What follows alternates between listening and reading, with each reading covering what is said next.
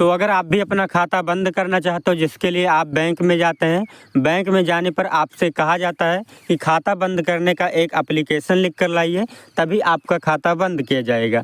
तो आज की इस वीडियो में आपको बताने वाले हैं कि खाता बंद करने के लिए एप्लीकेशन कैसे लिखते हैं। ठीक है, तो चलिए शुरू करते हैं। सबसे पहले आपको इस तरह से एक सादा पेज ले लेना है, किसी भी जन सेवा केंद्र पर मिल जाएगा। उसके बाद आपको सबसे ऊपर आ जाना है और यहाँ पर लिखना है सेवा में लिखने के बाद आपको नीचे एक कामा लगा देना है। कामा लगाने के बाद आपको उसी कामा के नीचे आपको लिखना है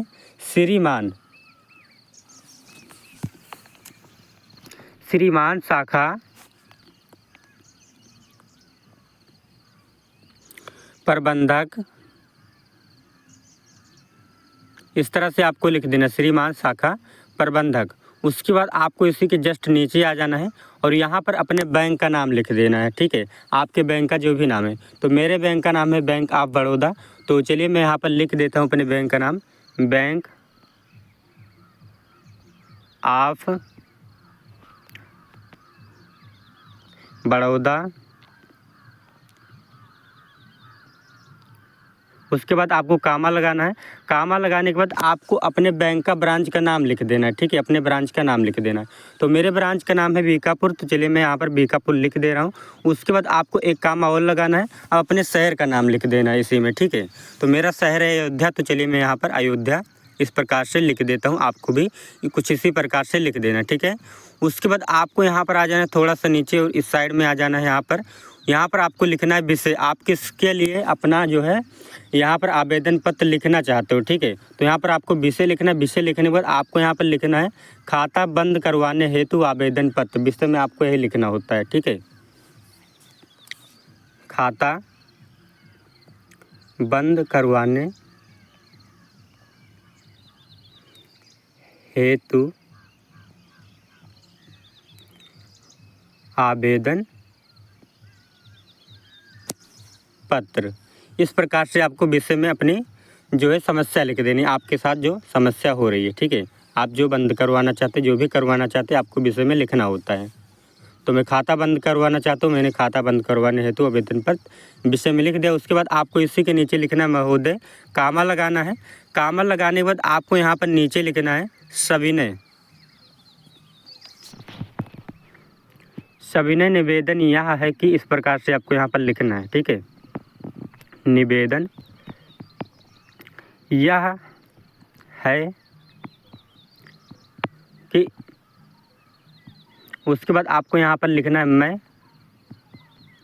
मैं लिखने के बाद आपको मैं के आगे आपको अपना नाम लिख देना। जैसे मेरा नाम है राजकुमार, तो चलिए मैं यहाँ पर लिख देता हूँ राजकुमार। मैं राजकुमार। इस प्रकार से आपको अपना नाम यहाँ पर लिख देना जहाँ पर मैंने अपना नाम लिखा है। ठीक है, आपके, मैं राजकुमार, आपके अपना नाम लिखने के बाद उसके बाद आपको भी लिखना है आपके बैंक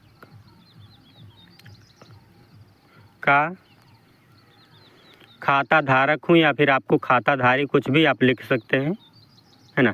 तो यहाँ पर मैं लिख दे रहा हूँ खाता धारक हूँ। इस प्रकार से आपको लिख देना है। उसके बाद आपको एक कामा लगाना है। कामा लगाने के बाद आपको यहाँ पर लिखना है मेरा खाता संख्या, मेरा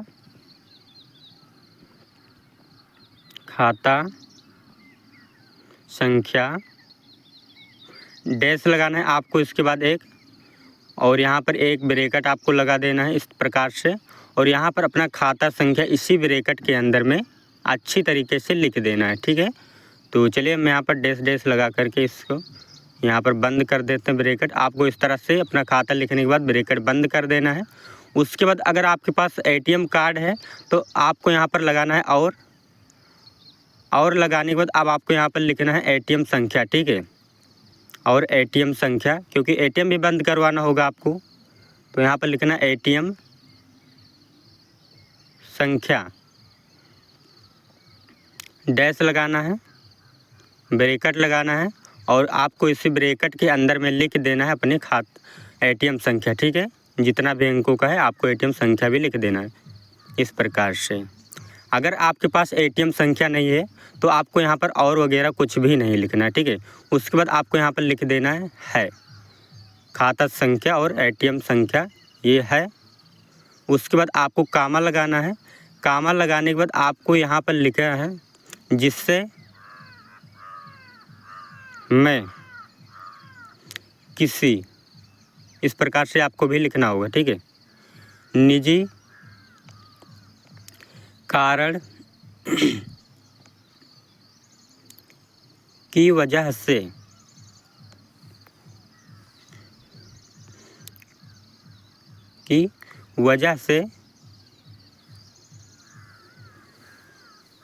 चलाने में असमर्थ हूँ। इस प्रकार से आपको अपनी समस्या यहाँ पर लिख देना है। खाता संख्या लिखने के बाद अगर आपके एटीएम कार्ड हैं तो एटीएम कार्ड का नंबर भी आपको लिख देना। उसके बाद आपको यहाँ पर लिखना है जिसे मैं किसी निजी कारण की वजह से चलाने में असमर्थ हूँ, इस प्रकार से लिखना है। उसके बाद आपको आ जाना है इसके नीचे थोड़ा सा यहाँ पर, और यहाँ पर लिखना है आपको अतः लिखने के बाद आपको यहाँ पर लिखना है आपसे नम्र निवेदन है कि, ठीक है, इस प्रकार से आपको लिख देना है। नम्र निवेदन है कि मेरे खाते को, कुछ भी आपको लिख देना है यहाँ पर, मेरा खाता है, मेरे खाते को जल्द से जल्द, ठीक है, मेरे खाते को जल्द से जल्द बंद किया जाए,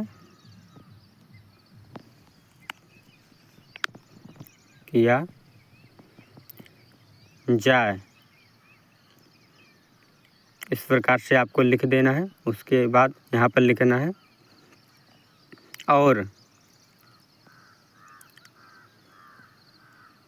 शेष राशि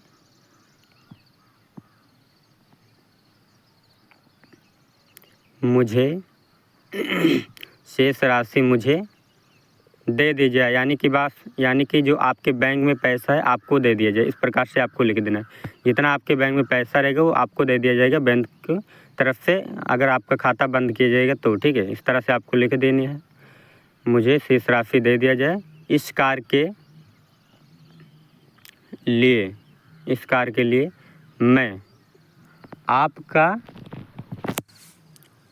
सदा आभारी रहूँगा,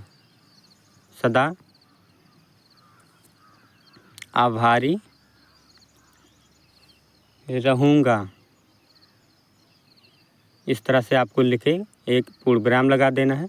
उसके बाद आपको यहाँ पर नीचे आ जाना है। नीचे आने के बाद आपको यहाँ पर लिखना है आपका विश्वासी या फिर आपका आज्ञाकारी, यहाँ पर कुछ भी आपको लिख देना है, ठीक है। हम दोनों लिख देते हैं, आपको एक ही लिखना है, आपका आज्ञाकारी